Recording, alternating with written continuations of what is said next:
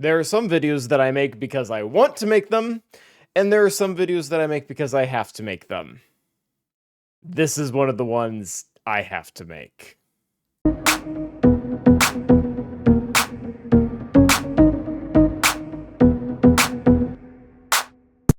Welcome back to the class, everyone. Grand Arena Championships is one of the most popular game modes in all of Galaxy of Heroes, so it's not that odd that the subject of matchmaking can become very controversial. So if you haven't seen, there are a few other creators who have been having some comments about it, and today we will be continuing that thread. So because I don't want this video to be like a whole hour long, I'm going to give you a really quick recap in the form of a spreadsheet and how we've ranked out the creators that have covered this thus far.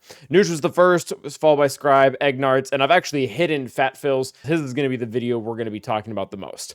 Nooch, basically the overall analysis of the video that he made, and I'll link all these in the description below as well, is he did a really good job of overall analyzing what the most important problem right now is in Grand Arena, and that is the fact that we get these brand new people who are 1 million or less GP that are up against essentially idle accounts that either barely play or never play at 9 million GP. And this really kind of sucks the fun entirely out of the game mode, because while I do think that a good punch-up can be actually really invigorating for a player, 1 versus 9 million GP, the only way you're winning is if they don't show up, and I don't even like that, because that's not fun. Like, if I had like a soccer match that I was looking forward to, and I won because the other guy slept in, I mean, like, it's cool that I'm moving up on the leaderboard, but at the same time, I didn't actually get to play the game. So, Nooch did a really good job at overall diagnosing that problem that a lot of the community is aware of.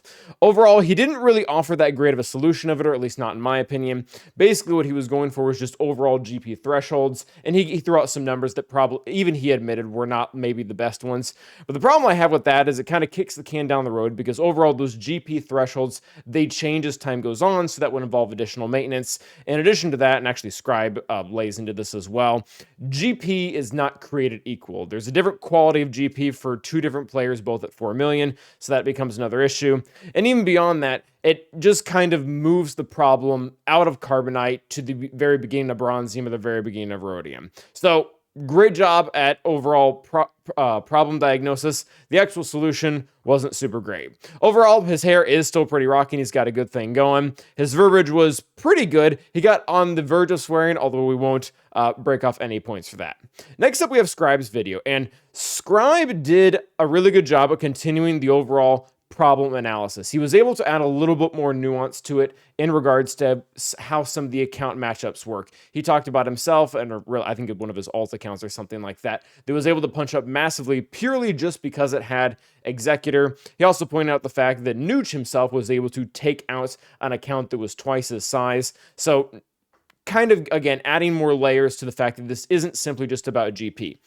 The solution, we're going to give that a 5 out of 10. I think it was really good, but it needed to be fleshed out more. And basically what Scribe was going for is that we need a delinquent league. AKA, if you are not playing that long, then you need to be put into a separate area where you also play against people who do not play very often. He didn't really flesh it out and talk about how the system should look, so still overall a little bit of a better analysis, but very good. Verbiage, 10 out of 10. I love hearing Scribe talk. It's not just because of the accent. I'm pretty sure he said the word poop handle at some point, and also talked something about toddlers. I don't know. Not important, but still 10 out of 10. Which brings us now to Egnard's video, which is not to be play favorites here, but I think it's probably the best one.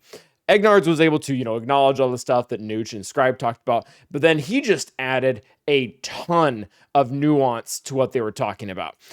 The overall delinquent league that Scribe was talking about, Egnards came up with essentially as an activity score, and I really like it because it would be able to add a different scale of not just, hey, you didn't play that one match, so you go down a point.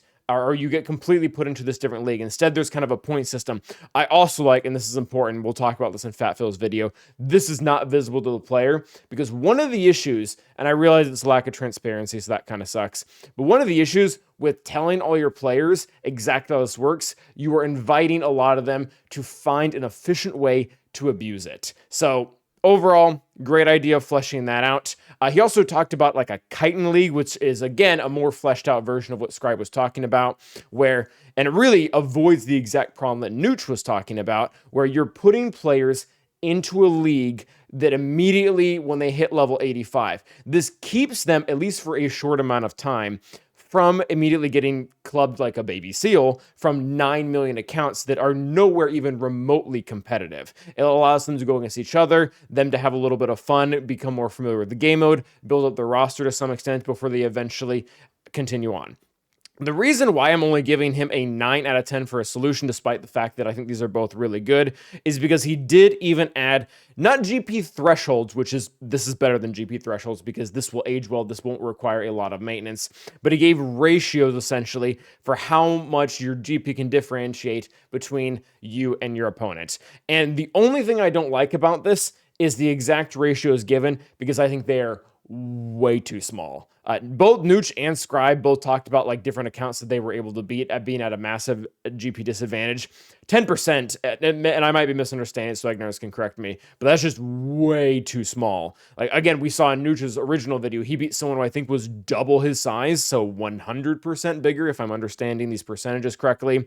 And then I think that it should honestly just age with that, where in Chromium you can go against someone 150% bigger, Bronzium 250% bigger, and then Erodium, which is pretty much where you would cap out, because if you make it to Erodium, let's say 4 million GP, then 400 times, that's pretty much what the max account is at, and then Kyber would have no gate overall. So I like this. I just think it needs to be expanded a little bit, because like Scribe talked about in his video, while we don't want people to enter into matches where there is just absolutely no competitiveness, at the same time, there should be some room where you are able to punch up. And realistically, in addition to that, I think it's actually going to be really hard to match up every single person in a division. I don't have numbers to back that up, but I think it'll be hard to match up everyone in a division if you're going by the overall skill rating that we currently have existing, an activity score, and then also demanding that they be within 10%. I think that will ultimately end up with a lot of weird matchups for a lot of people in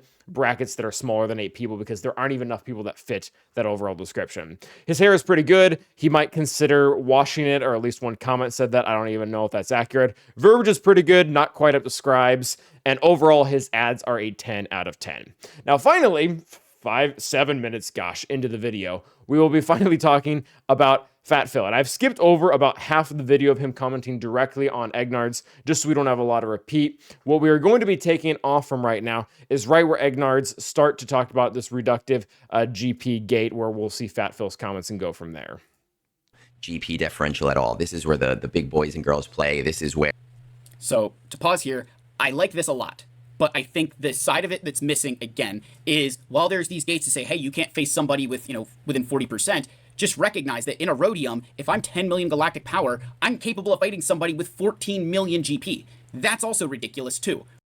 I kind of disagree with that. Again, there are other parameters that should be in the way, that should be between you fighting a 10 and 14 million GP. So it will happen occasionally, and quite frankly, I know people in my comment section that will come in, especially ones that heavily interact with Datacrons and mods. They will beat the 14 million person who kind of goes into the battle not really caring at 10 million GP, because at 10 million GP, you have a pretty developed roster. You are probably missing several things out there, but I do not think the ratio should be smaller. Again, as we said earlier, I think it should probably actually be bigger. This next part is where Egnards really goes over how his overall activity rating is going to work, and Phatphil's comments on that, which we will... How good your roster is.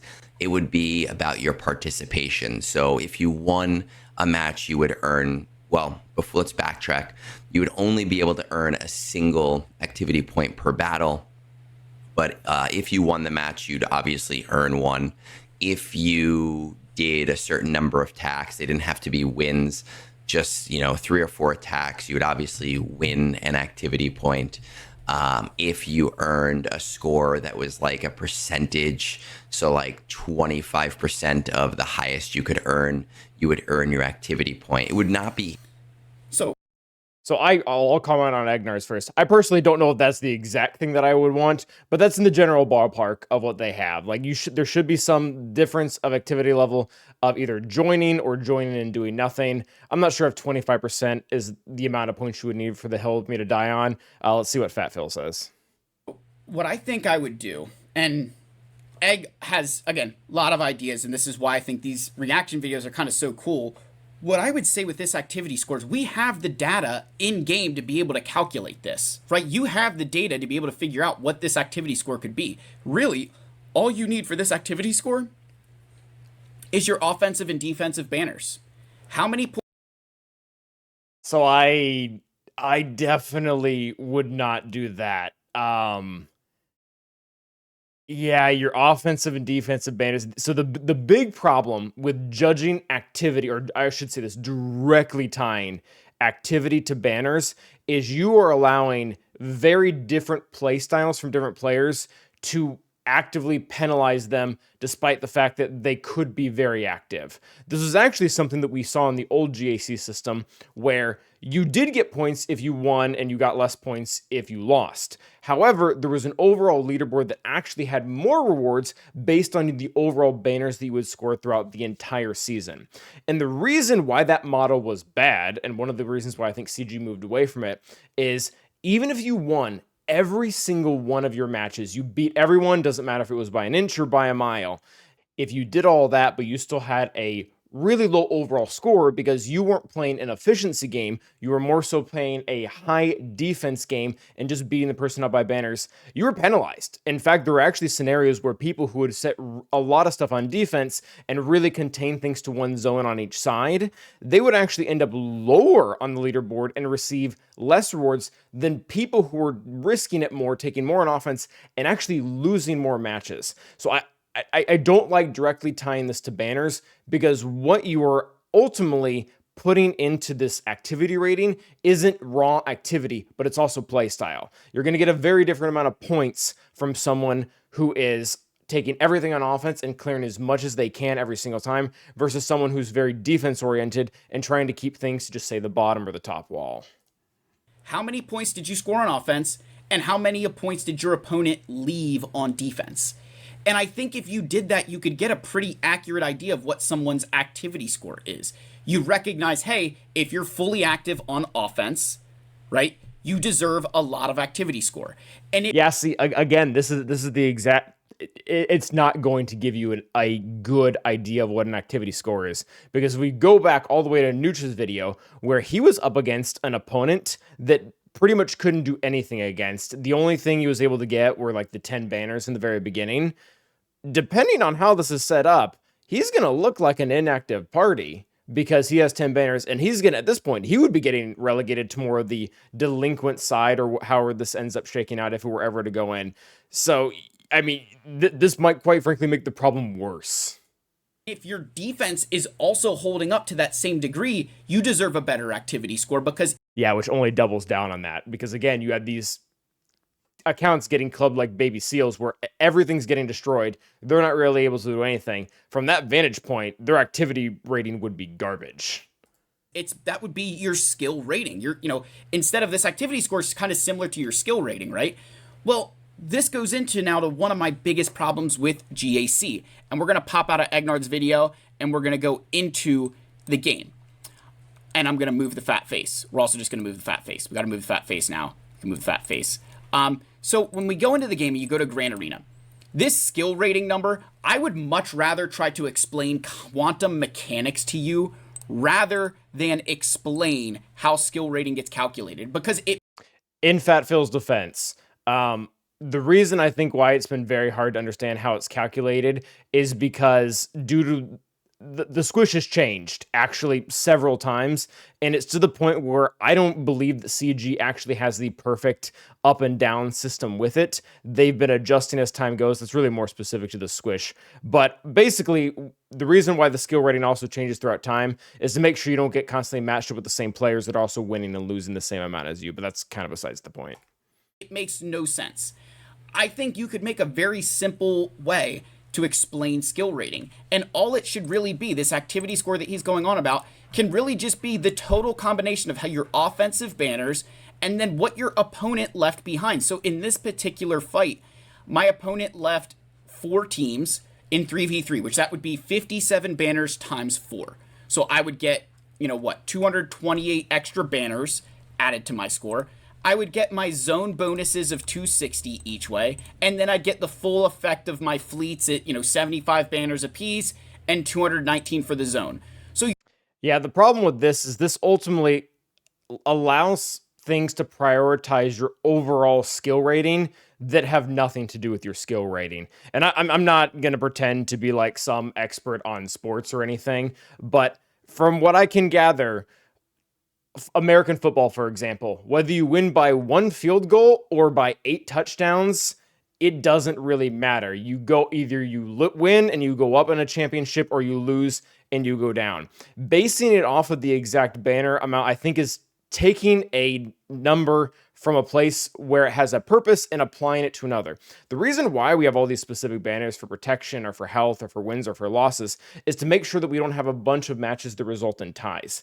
Taking them out of that context and trying to make them into something else is going to distort and really not favor how certain people are going to play. Again, people who are much more defense-minded, who are specifically trying to make sure you don't have health and protection banners because they want to win. They're at a disadvantage in this strategy, and you're really going to push everyone into an efficiency meta, which for some, they might like that, and for others, they might not. But at the end of the day, it doesn't really fix the original problem of the fact that we have people with 1 million GP fighting people with 9 million GP. I almost regret I filmed this after I did all of my Grand Arena attacks for this phase, because then I could have, made certain points, but I can also make that point now, and, it'll, almost hit the same thing. So I faced Bushmaster 20 here with 13.3 million, and I faced Berserker from Sigma Alliance Alpha, shout out Sigma Alliance, with 13.6 million, and I myself am just about 13 million at 12.9. So two again, doing very nicely. Very fair matchups. In the championship now, I'm facing Zeb Druaka with 14.7 million. So a pretty big gap in GP there. But I avoided playing this person, Beak, with 14.3 million. I avoided playing this person with 14.1 million. I avoided playing OB2, who has 12.7, so less GP, but obviously they're in Kyber 1, so they're still a very good player, but didn't have to play them. Didn't have to play Kolaka and Moto with 14.1 million. So I avoided some of the hardest accounts to then make the championship. Yeah, so I fundamentally disagree with this too. I mean, again, lots of sports you will use bracket systems. You didn't avoid them. You won the right to not even have to fight them because you beat an opponent, and then the opponent that beat them is now your opponent. Like, that's... And I realize there's other systems outside of things than brackets, but I think this is probably fine for the nature of GAC. We'll see where it's going. Right? I avoided some of the hardest accounts to make the championship round. And see, that goes back to what Scribe was saying earlier. Raw GP does not translate to raw value. Not only are there differences in characters, like, say, Executor versus Akbar, that might have roughly the same GP, but in addition to that, it's called skill rating, and we've made jokes for years that it's not really a skill rating. It's a a money rating or a GP rating, a GP rating. But really, like, skill is supposed to be involved in this too. If you're a 12 million that beats a 14 million, that wasn't an unfair matchup. Assuming that you're the 12 million that won, it was a fair matchup because you won. Right. So there's a subjectiveness there that, like, hey, you could be the best, but not really, because you didn't have to fight everybody in that bracket. And maybe if I fought everybody in that bracket, I wouldn't have the same results every single time, right? Because with the end result of this Grand Arena, where I beat that account by 8 banners, I am now the champion of this bracket, right? I go 3-0, humble brag That was an efficiency score, by the way. This is starting to make more sense. there. But now I get to say, well, I'm better than everybody in this bracket. But I didn't fight this guy. I mean, this week you were. I didn't fight them. I didn't fight them. I didn't fight them. If I did, maybe I lose those 4 matchups and I'd go 3-4. Maybe I win one more of them and I go 4-3, or maybe I do go 7-0. You don't know. And that's the subjectiveness to You need to fight more people in that skill rating area to get a better view of where your true skill, truly lies. And an easy way to solve this, even with the current way Grand Arena works, where you do 3 rounds of 3 battles, you do 9 total GACs in a month, all you have to do is expand the bracket from 8 players to 10 players and fight everybody once. That would be a great way to do your skill rating. You do 9 battles of everybody at the exact same skill, and then you're going to have, develop a new skill rating after those 9 battles. Yeah, so the problem that I see with this is that not necessarily the fact that you have to fight everyone. That's kind of different. Maybe if you did smaller brackets of like 4 or something and then twice, or I don't know. But the problem with this is we've all been there before where we've won 3 GACs in a row, and then we get into a bracket where we just get absolutely pummeled. And it's not that bad because it's a week. Maybe you take it off, maybe do something else. I don't know. If you are like on a win streak and you're all of a sudden like just barely in a skill rating that's probably outside of your league, and you're stuck there for the whole month and you get pummeled by all 9 other accounts, that would be really demoralizing. I think it's much better to have the 3 battles at a time, swap a bracket, regardless of how many people are in that bracket. But we need that fluctuation, and we need that up and down, so you don't get too high and then just get leveled out and then have no chance to drop down to where people are more your size. To kind of figure out where you belong. That is one thing that I would change there, right? The subjectivity in the matchmaking. But the next part of this with Grand Arena, as Egnards talked about with activity score, right? Grand Arena is black and white. Grand Arena does not care. All it cares about is if you won. It does not care in the manner with which you won. So again, in this particular fight against, which for what it's worth, I don't see a problem with that. Win by an inch or win by a mile, I beat you or I lost to you. Bushmaster, it docked him a certain number of points. It's going to dock Berserker, a certain number of points, and it's going to dock Zeb. They're all going to basically lose the same amount of skill rating from the loss that they incurred. Neither here nor there, but it actually decreases as the season goes on. Again, so that the skill rating gets more mixed up, so you're not constantly fighting the same people going up and down. Yet Zeb only lost by 8 points. There's no way that this loss should count as much for him as the loss that Bushmaster here took, where they lost by a significant margin. Now, part of the reason they lost by a significant margin is, again, once you mathematically are guaranteed. Ultimately, I think that's going to be fine, because what's going to happen is the guy who lost by a very little amount, in his next match, he's very likely going to win and bounce back via skill rating, whereas this guy who won by like a very large amount, he's probably going to lose his next match anyways, and the cycle will just complete itself. But I also think the final problem that GAC needs, now, this next part that he's going to talk about, I actually think is really interesting, and it's where I would like to make some comments myself too. We don't just need chitin for new players, but we need a ranked Grand Arena. We need a version that is above Kyber. Part of the problem with a lot of the people who play Grand Arena, right? It's a very competitive game mode, right? But you almost need to create a game mode for people who sweat. For the people who want to try as hard as they can. Because Kyber right now is this mix of accounts where, all right, you really care about your Grand Arenas, but you're going to fight these 16 million accounts in Kyber 2 who really don't care as much about GAC, so it's not fun for you.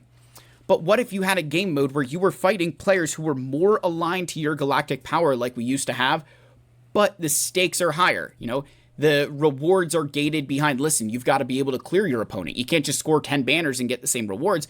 There's a ranked game mode at the top where, hey, you've, kind of reached Kyber, whether it's Kyber 5, 4, 3, 2, 1, wherever it is, you hit Kyber for the first time, this ranked game mode unlocks. This is where all the sweats go. This is where all the players who really care about Grand Arena go. And the way that your champion is decided here is based on their total points that they score throughout the season. Which, again, I kind of put the framework of that's how you could determine skill rating based on your offensive and defensive banners. This way, because, again, part of the problem with Grand Arena, you've got to be able to reward the players for. So I still don't love the overall idea of basing things off of your winning and losing points. However, that being said, this concept of we need a place for the sweats to go, I actually do agree with it, because one of probably the biggest problem with Grand Arena, outside of obviously this matchmaking in the very beginning, where you have people that are getting completely demoralized by the fact that they can't get anywhere, is the fact that at the very end of the game, we have people who are not really even able to utilize most of the rosters. And now, granted, everyone through Carbonite through Kyber, or a lot of people from Carbonite through Kyber, probably don't care. They want to get in, they want to do their GAC for an hour or two. If most of the time it's competitive, that's fine. They get the rewards, they move on. But there is a select group of people out there who is looking at the roster of 300 characters, all relicked out maxed, and saying, hey, because I'm only allowed so many zones on defense and offense, I am only using a very small portion of my roster. And while Datacrons patched this a little bit by elevating some of those B tier teams up to be like A or S tier teams and actually participate, they don't actually solve the overall problem of the fact that we always have teams essentially going to waste. So what I would recommend very cautiously here, because somebody will probably be reviewing this, is, and it's not my name, but the Bescar League that would go beyond Kyber. And basically what that would be made for, and you would have the option to enter into it or not enter into it, it would have better rewards, but it would also have conditions that are a lot harder. Number one, you would obviously have to be within Kyber 1 to even apply for it. You couldn't do it at Kyber 2. We could even make a stipulation that you actually had to be in Kyber 1 this season and last season, just to make sure that nobody accidentally ends up there that doesn't want to be. And then within there, it would be a very normal setup like our current GAC, but with, and bear with me here for a second, platoons. You do not need to fill the platoons to be able to participate offensively or defensively. But one of the things that it could add, and it would add complexity to GAC, where you could click on this zone, or maybe you could even click in here specifically, and you would have an extra item, not a Datacron, not the actual team, but an extra item in there that you click on. And depending on the units for that season that you could apply to them, this team would get a specific bonus. Because again, we have 300 characters right now, and even in 3v3, I can only use, or without cleanups, I'm only using about 30 teams times 3, that's 90 characters.